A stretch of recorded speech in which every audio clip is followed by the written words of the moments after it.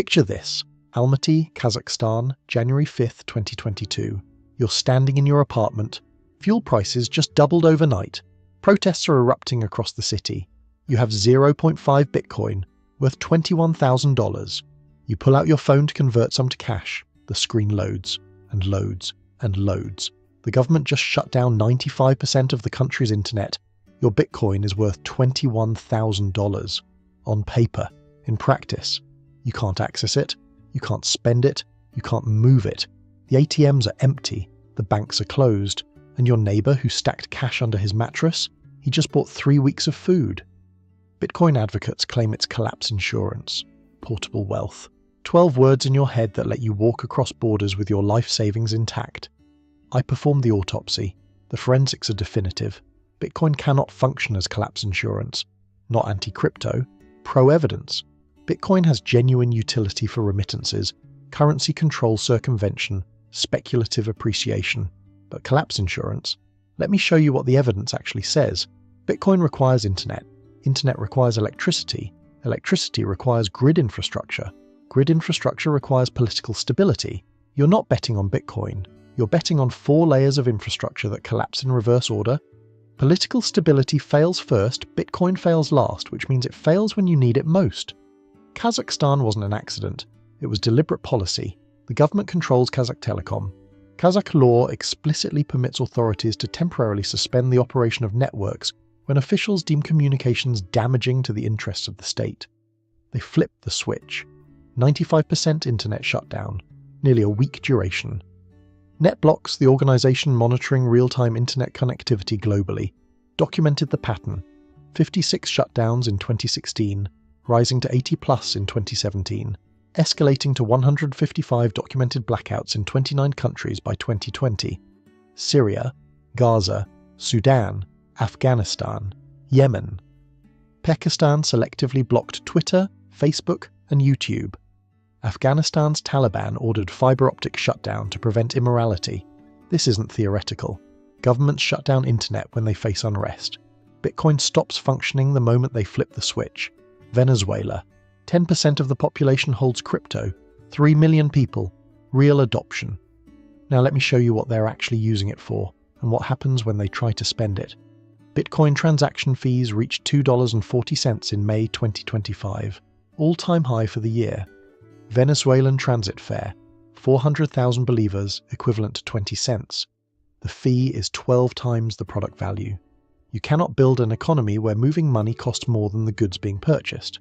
Picture this: Caracas, Venezuela, 2023. You're a freelancer paid in USDT, Tether stablecoins, because the bolivar became toilet paper years ago. You have $500 in your digital wallet. You need groceries. The bodega accepts USDT through QR code payment. You scan it. Transaction fee, $2.40. For bread that cost 80 cents. You're spending 3 times the product value just to move the money. Your friend who kept US dollar bills in a shoebox? He hands over $1, gets his bread, keeps the change. Network congestion prices out the bottom 80% of transactions. When survival requires spending small amounts frequently, Bitcoin becomes economically irrational. Not a bug, not a feature, a fundamental architectural dependency. Here's what the crypto evangelist won't tell you. Venezuelans aren't buying Bitcoin. They're buying USDT, Tether, dollar-pegged stablecoins, not decentralized trustless money, just US dollars with extra steps. Turkey, 2023. The lira depreciated 81% against the dollar over 5 years. Trading volumes hit $34.9 billion in 6 months. 50% of the population participates in crypto markets. Sounds revolutionary. Until you look at which crypto, USDT. They're not buying Bitcoin philosophy. They're buying dollar access when the government blocks traditional banking. The moment President Erdogan's government created regulatory clarity in 2024, crypto adoption didn't accelerate. It decelerated. The moment governments reduce currency restrictions, crypto adoption stabilizes.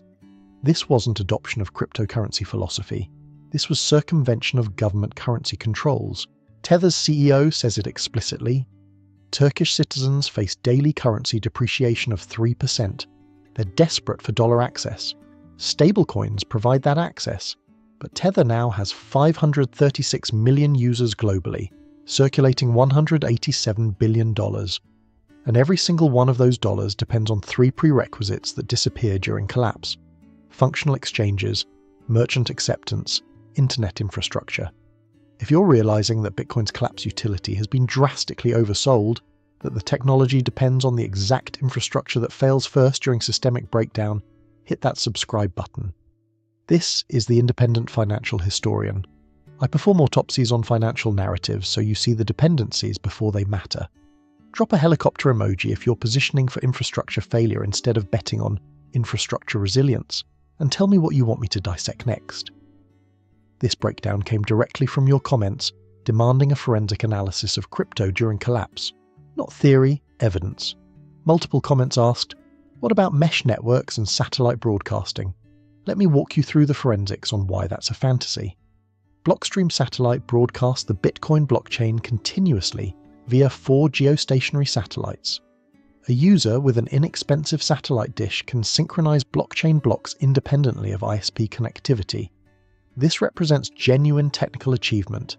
Now let me show you why it can't scale to population-level transactions. The system operates one way. You can receive blockchain data but cannot transmit transactions via satellite without ground station access. Gotenna built mesh radio networks, relaying information person to person through short-range radio. Urban range, 3 to 5 kilometers. Bandwidth, kilobits. Transaction settlement, hours to days. A population can't conduct daily commerce at kilobit bandwidth when food requires immediate payment. The engineers at Blockstream admit these systems will hopefully never go mainstream. They describe them explicitly as fire drills for scenarios most payment networks treat as edge cases. Experimental resilience testing, not designed for production financial infrastructure. In 2019, Rodolfo Novak transmitted Bitcoin from Toronto to Michigan, using only ham radio. In 2016, Elenu established a Lightning Network payment over ham radio between Toronto and the Bay Area. These demonstrations proved technical possibility while simultaneously proving impracticality. Transaction settlement took hours. The system depends on volunteer radio operators maintaining infrastructure without economic compensation, precisely the populations likely to flee during the conflicts that trigger internet shutdowns. Same dependency, different infrastructure, same outcome. One Ukrainian refugee, username LDV, escaped with Bitcoin on a USB drive during the February 24, 2022 invasion. 1 out of 5.8 million refugees in 10 weeks. That's 0.000017%. You know what we call a 0.000017% success rate in medical trials? We call it failure. 50,000 fled the first 48 hours. Banks suspended transfers. ATMs emptied. One documented case escaped with Bitcoin. One success story out of millions. This is survivor bias masquerading as evidence. Turkey-Syria border, 2015. You're a family of 4 trying to reach Greece. The smuggler wants €4,000, €1,000 per person. You have Bitcoin worth €4,500. You show the smuggler your phone, offer to transfer it. He laughs and walks away. The family behind you, they have gold coins sewn into their jacket lining. They're boarding the boat. You're still standing there with a smartphone showing a number the smuggler doesn't trust, can't verify and won't accept.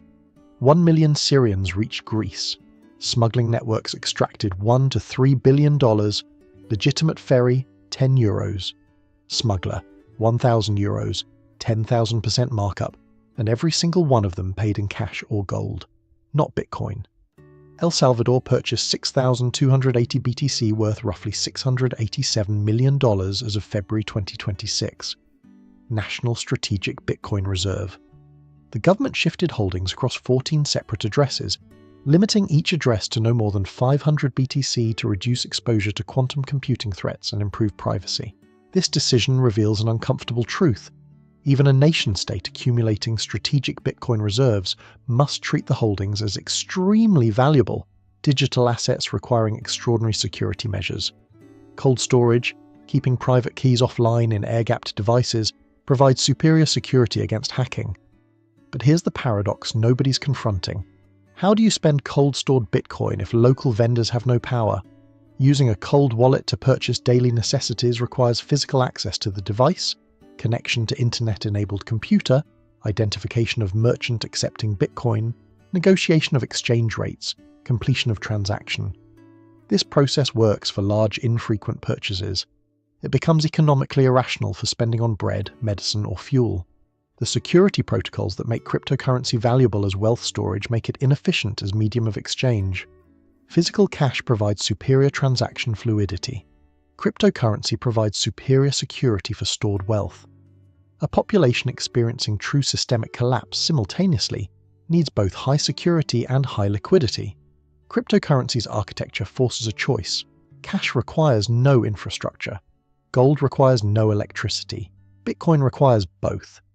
Here's the paradox that breaks the model entirely. Bitcoin works best when infrastructure is degraded but functional. It fails completely when infrastructure collapses entirely. Maximally useful in marginal dysfunction. Catastrophically useless in actual collapse. Venezuela with unreliable banks but working internet. Bitcoin provides genuine utility. Kazakhstan with no internet at all. Bitcoin becomes worthless. The exact scenario Bitcoin claims to solve is the scenario where Bitcoin stops functioning. Venezuela. Cryptocurrency accounts for 9% of $5.4 billion in remittances. That's $461 million in crypto-based remittances. Real utility.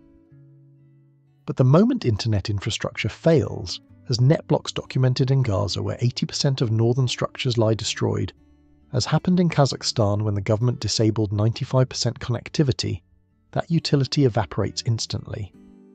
The low-tech solution outperforms the high-tech solution the moment infrastructure fails. Complexity is fragility. Simplicity is resilience. If you hold Bitcoin, I'm not telling you to sell it. I'm not telling you it's worthless. I'm telling you to understand what it depends on. Internet, electricity, merchant acceptance, functional exchanges. Stack those dependencies.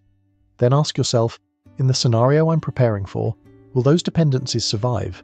Bitcoin ranks between paper and tangible capacity. Better than fiat, worse than food. It has genuine use cases. Remittances under capital controls, wealth preservation under confiscatory regimes, speculative appreciation during bull markets. Just not collapse insurance. The data doesn't care about the narrative. One refugee of 5.8 million, $2.40 fees for 20-cent transactions, 95% internet shutdown rendering millions of dollars inaccessible. These aren't edge cases. These are documented patterns. If this forensic breakdown gave you a new lens on Bitcoin's infrastructure dependencies, hit subscribe. This analysis was built entirely from your comments asking whether crypto actually works when the grid goes down. Drop a helicopter emoji if you're stacking the alternatives that work when infrastructure fails, and tell me what financial narrative you want autopsied next. The question isn't whether Bitcoin has value. The question is whether you understand what it depends on. Electricity, internet, merchant acceptance, exchange, liquidity. And whether you're betting